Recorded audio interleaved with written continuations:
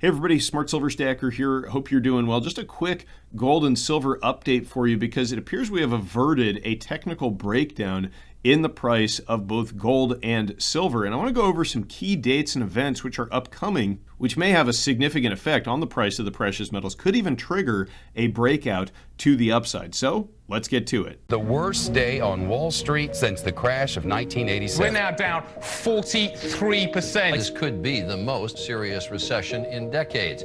Protect your retirement with gold and silver IRAs. Learn more at sdbullion.com/IRA. All right, so here's the chart of silver, and this bottom white line you can see here represents the uptrend that silver has been in going back to the April lows. Now, yesterday we had a bit of a sell-off in the price of silver, and it actually broke below this trend line. So that was kind of an ominous sign for the silver price. But today we've got a relief rally, brings us right back into this range. Now, this top line here, you can see the highs are getting lower and the lows are getting higher. So that's a consolidation. It means that silver is a coiled spring waiting for a move one way or the other. I want to cover some events which are upcoming, which could have a major effect on the price of silver, could cause it to break out above this trend line. I think it could take it above $40 on the next up leg, and that means potentially even a run at all-time highs at $50. And the $40 level is a critical level of resistance. Once we break above that, silver is going to move in a big way. Now, looking at some indicators here, the MACD today just had a positive cross. The histogram, as you can see here, flipped ever slightly positive following today's rally. That suggests that momentum is gearing up for a move to the upside. And that's just one indicator. But as you can see in this bull market, this indicator, like here, where we had a bullish MACD cross in April, that was coinciding with the lows. The lows typically coincide with this kind of a move, and it often precedes a significant rally. So the fact that we're seeing that today, I think, is important to watch. Also, the RSI, which is a measure of how overbought or oversold an asset is, you can see that when it dips below 30, at least going back to April here in this most recent bull market on this 4-hour chart, that often coincides with a low. It was a low here, and we had a significant rally right off of that low. It was a low here in April, and now we just dipped below 30 again yesterday on that sell-off. So that shows us that potentially the bottom could be in. Now, gold also is a very interesting chart because it broke to the downside out of this consolidation range that goes back to April on yesterday's sell-off. But again, today with the rally, we're back within the trading range. So gold also remaining like a coiled spring, just looking for a catalyst to move to the upside. Now, what could that catalyst be? Well, it might come as early as this Friday. You can see here on the U.S. economic calendar over at marketwatch.com, 10 a.m. Friday, August 22nd, Fed Chair Jerome Powell speaks from Jackson Hole. So that's an annual speech at which the Fed will often outline their future vision of policy.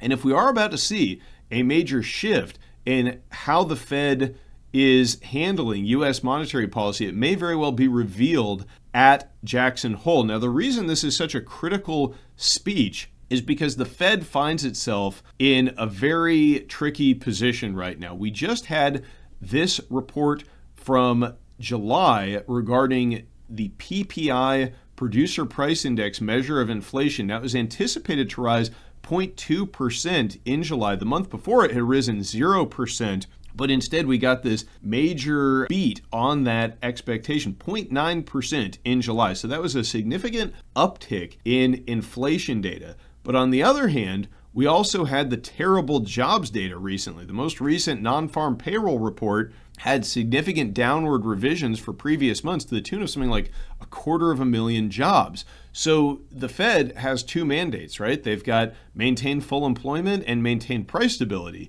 But if the Fed, at that Jackson Hole speech, if Powell telegraphs to the markets that he plans to cut in September, and right now, markets 82.9% are anticipating a rate cut at the next FOMC meeting. If Powell confirms that rate cuts maybe are on the table in spite of rising inflation data, that is going to mark a critical moment for these markets, and specifically for the precious metals.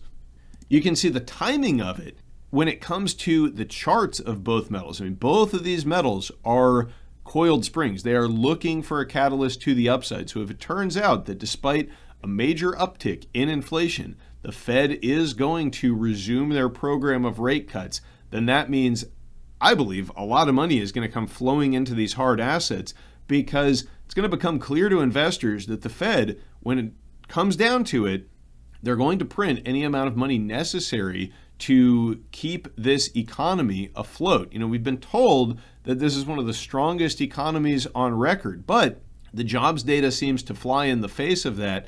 Inflation remains elevated. I mean, you tell me, put it in the comments down below. Do you think we're in a super strong economy right now?